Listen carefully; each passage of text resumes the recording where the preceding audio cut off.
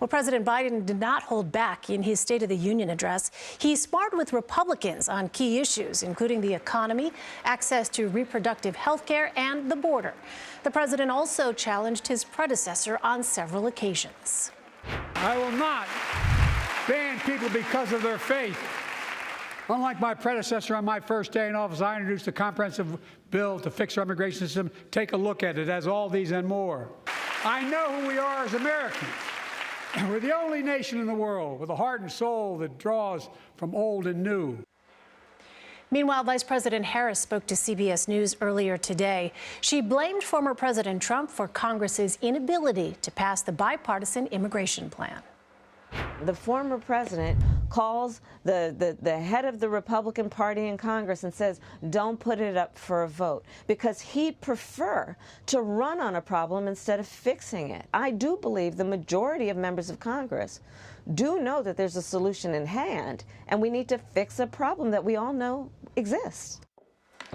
CBS News Chief White House correspondent Nancy Cordes is here for more on her conversation with the vice president. So, Nancy, President Biden said last night that he has been working nonstop to get a 6-week ceasefire in Gaza.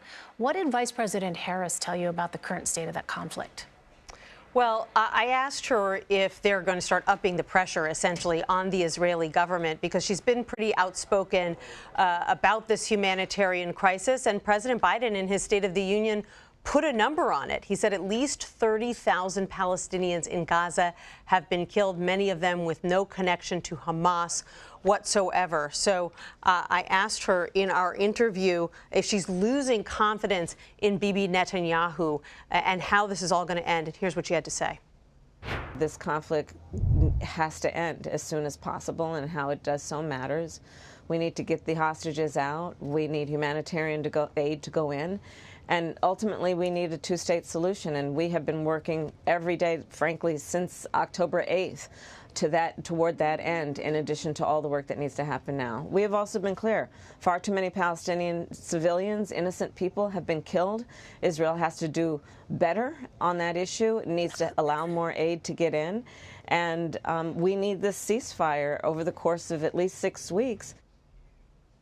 You know, Elaine, there was this hot mic moment after the State of the Union last night where the president was overheard telling a U.S. senator and his Secretary of State, Antony Blinken, that he had basically warned the Prime Minister of Israel, Bibi Netanyahu, that they were going to have a come-to-Jesus conversation soon if things didn't change. I asked her about that. I asked her if U.S. aid to Israel might be jeopardized if things don't change. She said that you have to distinguish between the Israeli people who deserve this aid and the Israeli government, with whom this administration clearly has major differences. She said that the U.S. is going to continue to support that ally in the region, even as they continue to push the government to make some major changes to the way that they are prosecuting this war. Interesting. It sounds like the Biden administration is seeing an inflection point here. I also want to ask you about TikTok, because there's a bill in Congress that could ban TikTok, and you asked the vice president about that. What did she say, Nancy? Right. So this is a bill that would either force TikTok to divest from its Chinese parent company or would impose a ban on TikTok here in the United States. This bill was brought up for a vote in a House committee yesterday, the same day of the State of the Union, and it passed unanimously, 50-0. So now it's going to go to the full House, and based on what happened in that committee, it looks like there's a good chance it'll pass.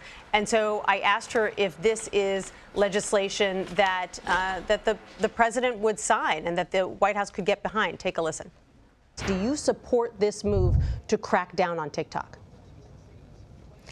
Well, we have been very clear about our concerns about TikTok, and I can't speak to the legislation itself, but certainly we have concerns about the safety and any national security threats that may be posed by TikTok.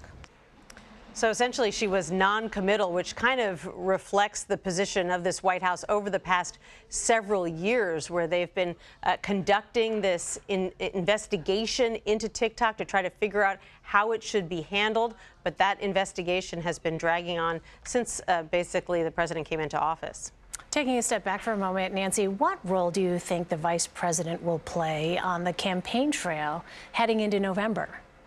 Well, you know, she's been really crisscrossing the country. In fact, she's heading from D.C. today to Arizona. She's also going to be going to Nevada, two key battleground states. So she's out on the road a lot, and she's talking about what is going to be really a central theme of this campaign, and that is reproductive rights. And that issue really got kind of a shot in the arm a couple of weeks ago with this Alabama ruling that appeared initially to imperil IVF in the state of Alabama, and you saw clinics and hospitals there halting the process. So she is basically making the case, just like you heard the president do in the State of the Union last night, that that reproductive rights are under attack, and that if the president is reelected, that he's going to try to codify Roe v. Wade, basically reinstate it across the country.